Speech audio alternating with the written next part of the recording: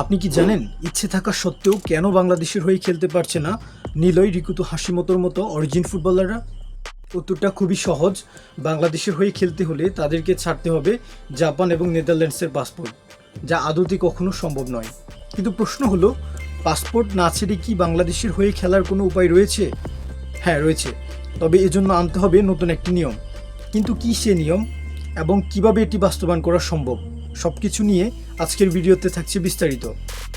কয়েক মাস আগে বাংলাদেশের হয়ে খেলতে রাজি হওয়ার পর নিলয় ভ্যান ডার ফ্লুটকে নিয়ে কাজ শুরু করে বাংলাদেশ ফুটবল ফেডারেশন। কিন্তু বাদশাদে বড় একটি বিপত্তি, কারণ বাংলাদেশের হয়ে খেলতে হলে নিলয়কে নেদারল্যান্ডসের পাসপোর্ট ছাড়তে হতো, কেননা নেদারল্যান্ডস সাধারণত দ্বৈত নাগরিকত্ব অনুমোদন করে না। এরপর স্বাভাবিকভাবেই নিজের নেদারল্যান্ডসের পাসপোর্ট ছাড়তে রাজি হননি নিলয় ভ্যান ডার ফ্লেও। আর তাতেই বাংলাদেশের হয়ে খেলার স্বপ্নই রয়ে যায় এই ফুটবলারের। একই পরিস্থিতি দেখা যায় রিকুতু হাশিমোতোর ক্ষেত্রেও। যদিও রিকুতু কখনোই সরাসরি বাংলাদেশের হয়ে খেলার ব্যাপারে বলেননি, কিন্তু যেহেতু জাপান দ্বৈত নাগরিকত্ব অ্যালাউ করে না, সেহেতু ধরেই নেওয়া যায় এই কারণেই রিকুতু বাংলাদেশের হয়ে খেলার ব্যাপারটা গুরুত্ব দিয়ে ভাবেননি। তাহলে এখন আপনার মনে প্রশ্ন জাগতেই পারে, আমরা কি তবে রিকুতু নিলয়দের আর কখনো বাংলাদেশের জার্সিতে দেখব না? হ্যাঁ, তাদেরকে বাংলাদেশের জার্সিতে দেখা সম্ভব। এই ধরনের ফুটবলারদের বাংলাদেশের হয়ে খেলানোর জন্য আরও একটি নিয়ম রয়েছে, যে নিয়মটা অনুসরণ করে কাতার, সংযুক্ত আরব আমিরাতের মতো দেশগুলো ফুটবলে অনেক দূর এগিয়ে গেছে। তো চলুন, কি সেই নিয়মটা নিয়ে বিস্তারিত আলোচনা করা যাক।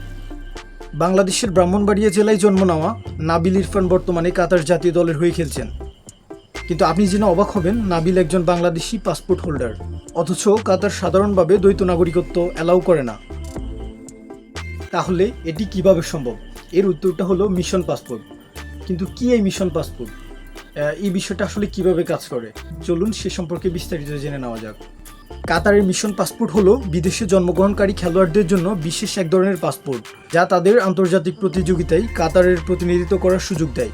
এর মাধ্যমে তারা নিজেদের জন্মদেশের নাগরিকত্ব বা পাসপোর্ট ত্যাগ না করেই কাতার হয়ে খেলতে পারেন। যেহেতু অনেক দেশ দ্বৈত নাগরিকত্ব অনুমতি দেয় না, তাই এই বিশেষ পাসপোর্টটি কাতার সরকারের পক্ষ থেকে ক্রীড়া সংক্রান্ত একটি আন্তর্জাতিক অনুমোদিত হিসেবে ব্যবহার করা হয়। ফলে একজন ক্রীড়াবিদ নিজের দেশের নাগরিকত্ব বজায় রেখেই আন্তর্জাতিক অঙ্গনে কাতার জার্সিতে খেলতে পারেন।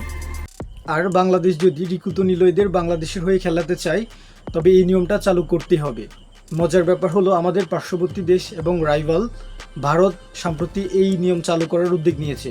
আর তাদের সেই প্রচেষ্টা যদি সফল হয়, খুব শীঘ্রই ভারত ফুটবলে অনেক দূর এগিয়ে যাবে। তবে এই নিয়ম চালু করা যতটা সহজ মনে হয়, বিষয়টি আসলে ততটা সহজ নয়, কারণ একটি দেশের প্রেক্ষাপটে এটি অত্যন্ত গুরুত্বপূর্ণ ও বড় একটি নীতিগত সিদ্ধান্ত। তবে যেহেতু বাফুফের সভাপতি ক্ষমতাসীন দলের একজন সদস্য, তাই তিনি উদ্যোগ নিলে এই নিয়মটি চালু করা সম্ভব।